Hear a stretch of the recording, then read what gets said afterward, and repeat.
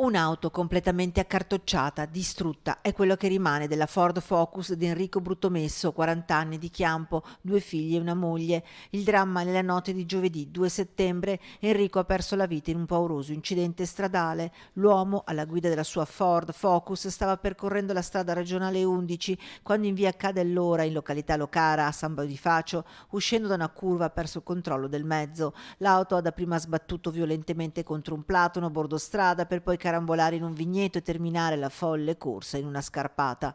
Il quarantenne è rimasto imbrigliato tra le lamiere dell'abitacolo dell'auto andata completamente distrutta. Sul posto sono giunti immediatamente i vigili del fuoco da Cagliero e da Verona con l'autogru. I pompieri hanno lavorato fino alle 2 di notte per estrarre l'uomo dalle lamiere e mettere in sicurezza il mezzo. Enrico Bruttomesso è morto sul colpo, l'impatto violento non gli ha dato scampo. Sul posto, per i rilievi, i carabinieri di San Bonifacio ha loro il compito di chiarire cosa possa aver fatto perdere al quarantenne il controllo della Ford. Forse la velocità, un colpo di sonno o un animale che ha attraversato la strada potrebbero essere questi all'origine della tragedia.